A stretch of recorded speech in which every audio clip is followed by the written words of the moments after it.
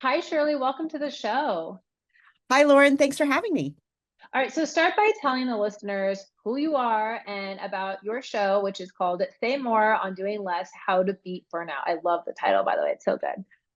So I've been a longtime business columnist at the Boston Globe, and I actually write a lot about the intersection of business and politics, but also a lot about gender and diversity in the workplace.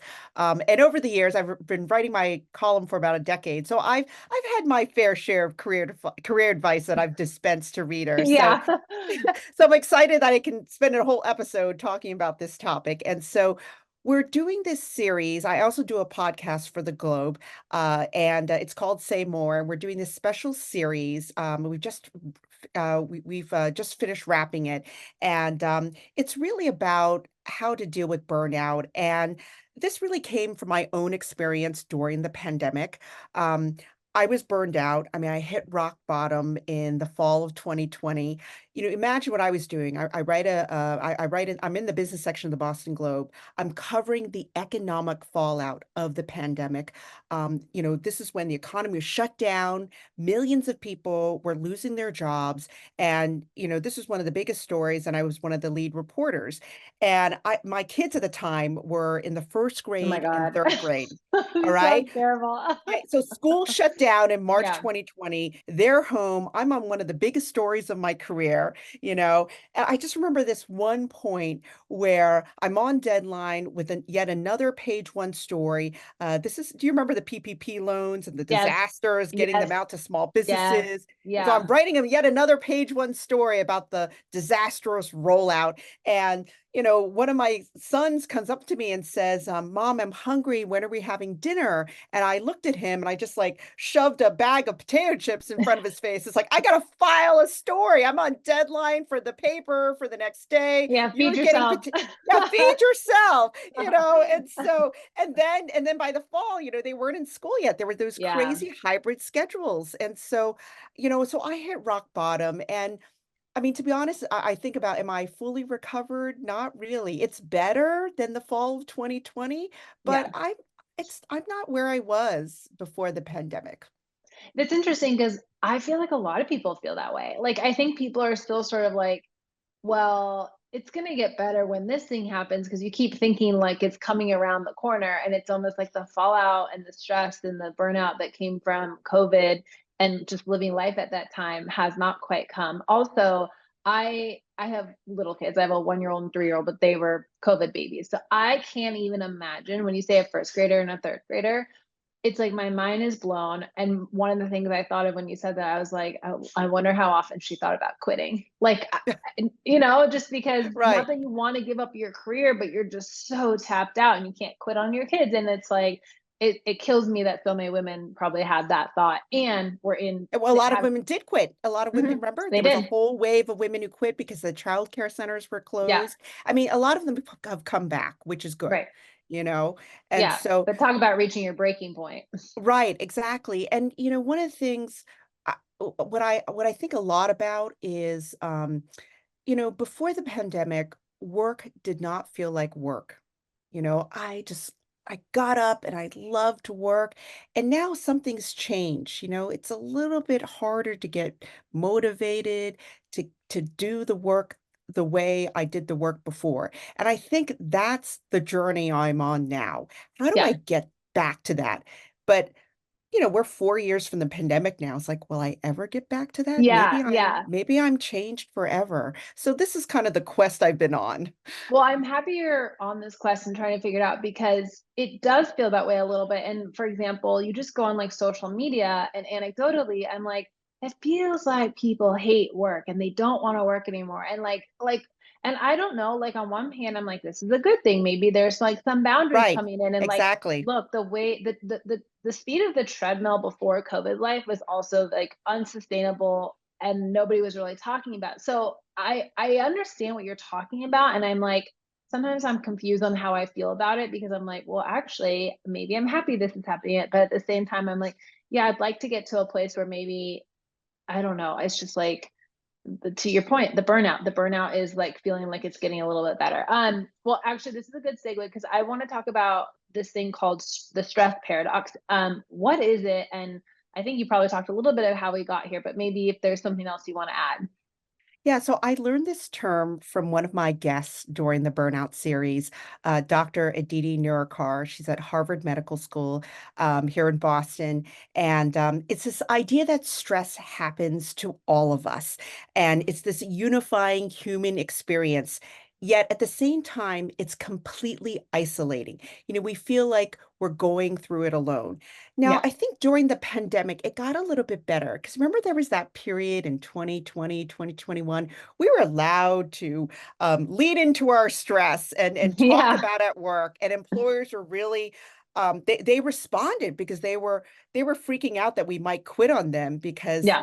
the labor market was fairly tight at certain among white collar jobs, so they were like, we don't want any more people quitting, we already have a lot of working moms quitting on us. Yeah. So everybody was very responsive. But I also feel like the further we get away from the beginning of the pandemic, I think people are going back to their kind of old ways, trying to bottle up their stress, not really talk about it anymore. So that's the stress paradox. And so it kind of, reached we didn't talk about stress, then we talked about it, but I think we're going back to we're not talking about it as much as we should. I mean, that's the other thing I really learned during this series is that we have not fully processed the pandemic, you Yeah. know. And because we went through this period where it was an emergency, right? It was a crisis and we responded to it. But I think and again, one of the surprising things that Dr. Aditi talked about was how we are we were supposed to experience the Roaring Twenties now. Do you remember this? How Yeah. in the last pandemic in 1918, the Roaring Twenties came back and it was good times came back. Everybody was happy again, but we have not experienced that yet. Yeah. And so she thinks that 2024 and 2025, we have not, a lot of us have not hit rock bottom, or maybe we're hitting a new wall.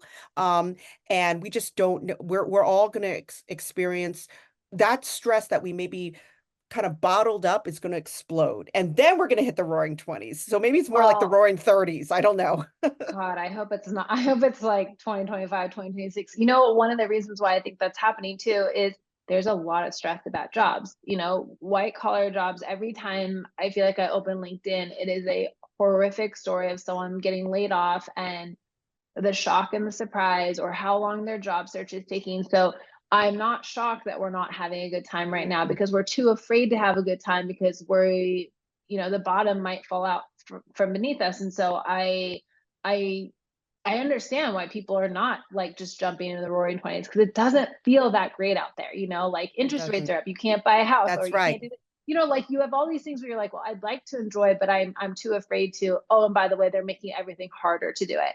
I would just want to say, as like an elder millennial, it feels like things are always being made harder for us. Like the bar is always going higher, and I'm a little tired of it. No. Okay, so tell us about some of the other experts that are on your show, and maybe some things that really surprised you that you learned from talking to them. I mean, obviously you're a reporter, so you probably talk to smart people all the time. But I'm Yeah, very so curious. Like, talk more yeah, about your so guests. yeah, so we also talked to Emily Nagowski, I and love she's oh, love her. Yeah, have you I had haven't Emily had her on on the yet? show. Oh I'm my God, actually you so have to have jealous. her on. I do. She's fabulous. She co-wrote a book on burnout with her twin sister, and her mantra is her mantra is you can't self-care your way out of burnout and stress. And she talks about you need to break the stress cycle. And so she talked about taking deep breaths, taking walks, physical movement, hug a loved one, get enough sleep. She was very obsessed with sleep. Um, and so I think you're a little bit younger than me. But Emily and I were both on this perimenopausal path. And so we were all bonding over the lack of sleep because women of a certain age, you never sleep through the night. You thought it was Yeah. only the newborn phase. But no, it comes back when your Oh, kids are good. older Can't wait. and you can't sleep through the night. And so she was actually a big believer in getting enough sleep every night and doing things that prepare you to have quality sleep. And so she was great. She was really good at giving tips on how to break the stress cycle. Don't let it linger. You gotta and also she also talked one other thing she talked about. You know how once a week or twice a week you get on the phone with your girlfriends and you talk. And that's really important. She Yeah, said that connection with others. And that's why she says self-care. You can't self-care. She says the way you break the stress cycle is you find family and friends to help you. You know, you it's got to lean into that connection.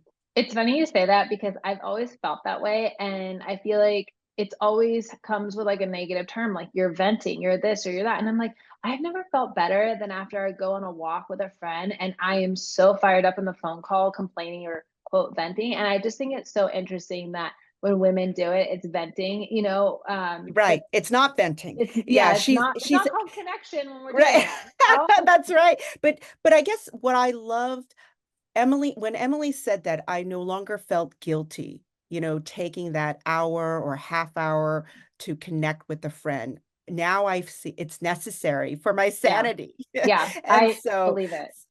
and then we also talked to Krista Tippett. She's the host of the On Being podcast, and she came at from a more spiritual point of view.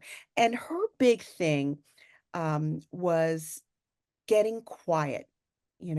She talked about how our lives are so overwhelming.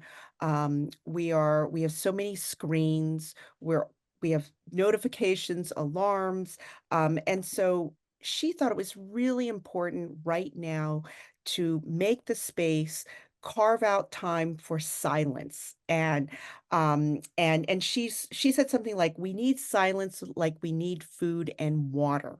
It's that Interesting. elemental. And because, we're wired, right? We're wired to be on the go, do everything, Especially now, my multitasking. God.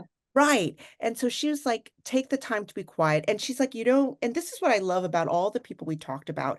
It wasn't like you need to take a sabbatical, you need Yeah. to go away for, a Go to week-long Italy retreat. for six Go, months. right, Yeah. go to Italy or Bali. That was the example Yeah. that it did. Go to Bali. Like one of her patients did that. They went to Bali for 6 months to unwind. And Yeah. so everybody gave very practical tips that anybody could do right now.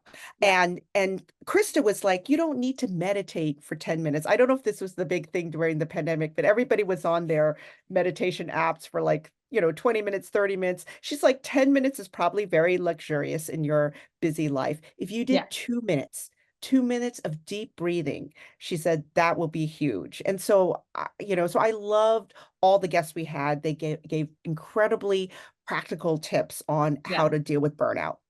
Yeah. I think sometimes for me, if I'm running an errand, I'll drive with no sound on, like just quiet in the car. It feels like a very long car ride, but I recognize like, oh, this is so hard and painful for me because I'm so used to having, something beep and ping and nonstop. And it's like it's just a little ritual I've been doing. Like, okay, if I can, silence in the car, just little micro moments. So I'm gonna try that. yeah, That's a good idea. I'm wait, gonna try that. you will feel like it takes for like the red light. You'll be like, this is the longest red light ever. Like you do. You're like, okay, that voice needs to go away. Okay, so in your learnings, what did you learn about the ways that stress affects our work and how our work affects stress? Like, what's that dynamic in that relationship? So one of the things I learned was about a new kind of burnout that's happening now.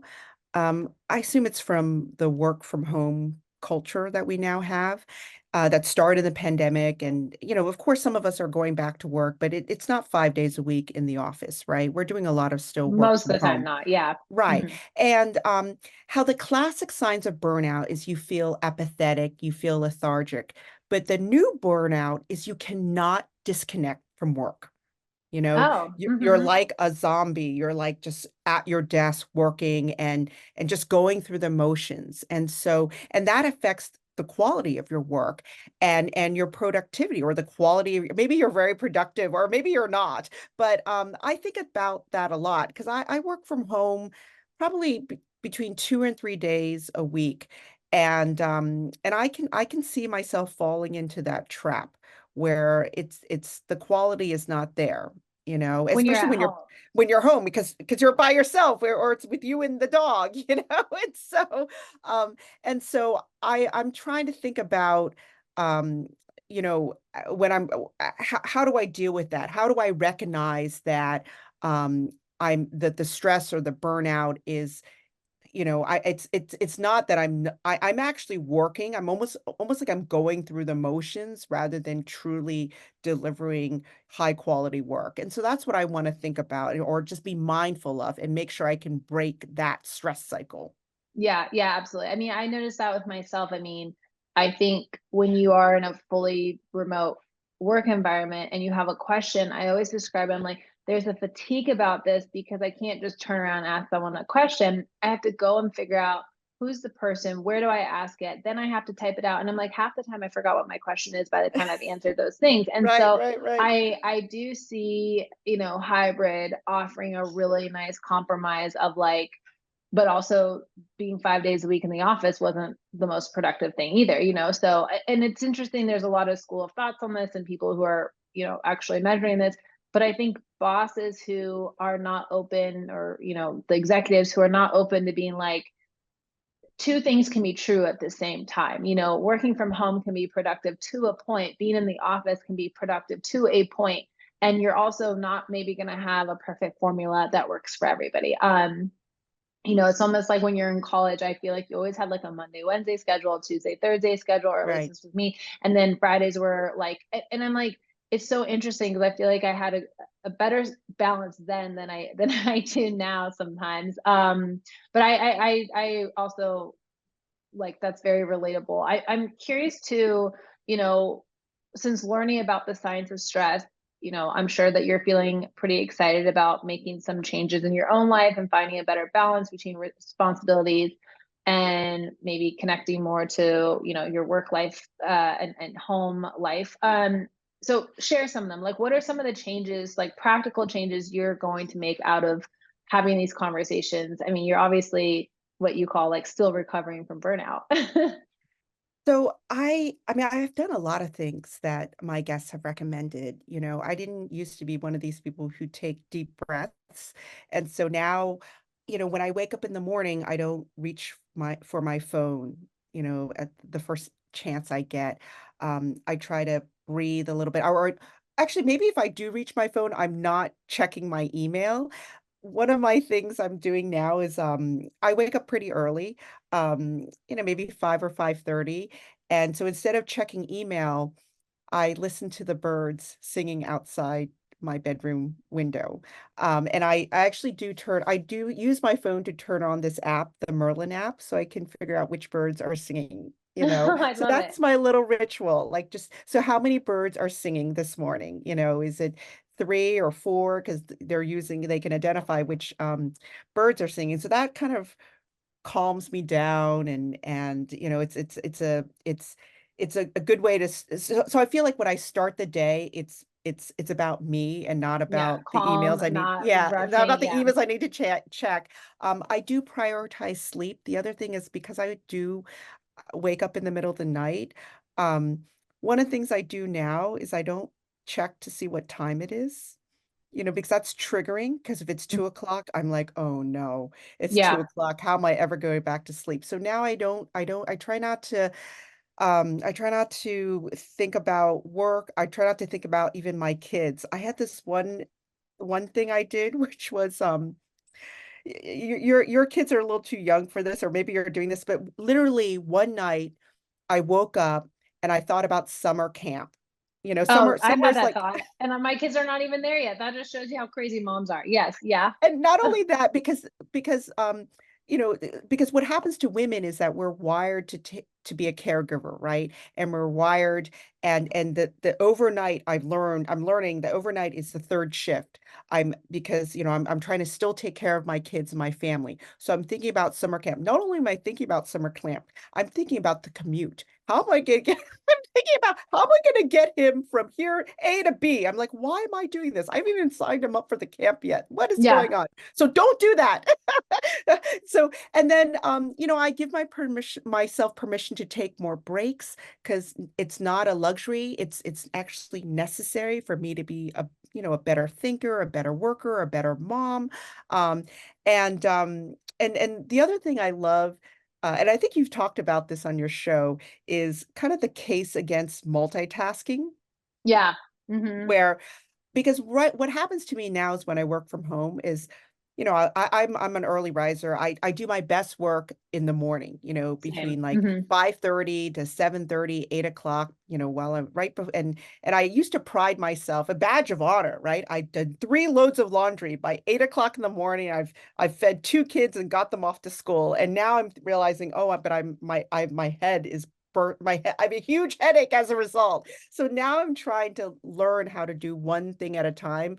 I don't do laundry every day that I'm working from home. I try to concentrate it on 1 or 2 days a week.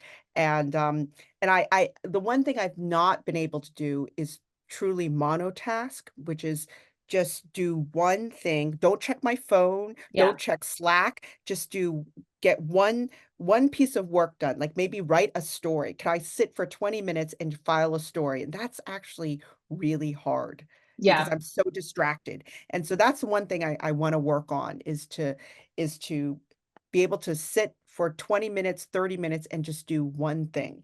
Yeah, I was listening to a podcast recently, and it was the author of this book called The Anxious Generation. It's getting a lot of press right now, and it's about kids and basically phones, smartphones and social media.